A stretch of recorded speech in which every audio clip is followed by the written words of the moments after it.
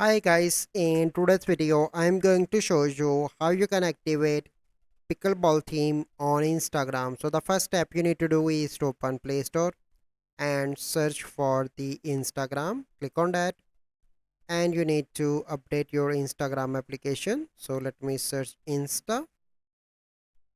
Okay. So update your Instagram application. Once you done that, you need to go back and you need to open Instagram application. Click on the messenger icon on the top right, and from here you need to select any conversation. Click on the person name on the top and click on theme, and from here you need to select pickleball.